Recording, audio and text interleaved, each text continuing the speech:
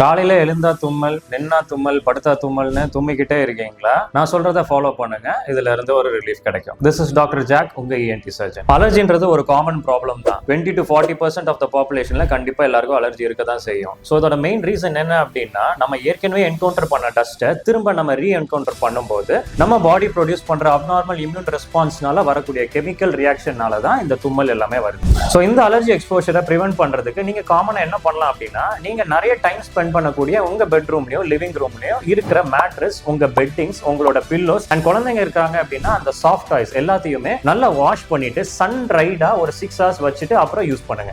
அப்புறம் உங்க வால்ஸ்ல இருக்கிற வால்பேப்பர்ஸ், அங்க விண்டோஸ்ல ஹேங் பண்ற கர்டன்ஸ் ஏதாவது ஃபேன்சியா டஸ்ட் தங்குற மாதிரி இருந்துச்சு அப்படின்னா அது எல்லாத்தையும் ரீப்ளேஸ் பண்ணிட்டு பிளைன் கர்டன்ஸா போடுங்க. உங்க வால்பேப்பர்ஸ் எல்லாத்தையும் ரிமூவ் பண்ணிடுங்க. உங்க கேட்ஸ், உங்க டாக்ஸ் உங்க லிவிங் ரூமுக்கும் பெட்ரூமுக்கும் வராத அளவுக்கு நீங்க பாத்துக்கணும். அண்ட் உங்க ரூமை கிளீன் பண்றதுக்கு முடிஞ்ச அளவு வெட் மாப் யூஸ் பண்ணுங்க. ப்ரூம் ஸ்டிக் வேண்டாம், ஏன்னா அது எல்லா தூசியும் பறக்க விடும். அண்ட் இந்த ரூம் கிளீன் பண்றதுக்கு அலர்ஜி இருக்கிறவங்க முடிஞ்ச அளவு இதை அவாய்ட் பண்ணிட்டு வேற யாரையாவது கிளீன் பண்ண சொல்லுங்க. வேற வழி இல்ல, நீங்க தான் பண்ணி ஆகணும் அப்படின்னா நல்ல ஒரு மாஸ்க் போட்டு உங்களை ப்ரொடெக்ட் பண்ணிட்டு இது எல்லாத்தையும் பண்ணுங்க. ஸோ இதெல்லாம் மீறி உங்களுக்கு அலர்ஜி வந்துச்சு அப்படின்னா உங்க நியரஸ்ட் ENT சர்ஜன் கிட்ட போங்க. அவங்க அதை பார்த்துட்டு உங்களுக்கு தேவையான ட்ரக்ஸ் கொடுப்பாங்க. அதே மாதிரி இன்ட்ராநேசலா ஸ்ப்ரேஸ் கொடுப்பாங்க.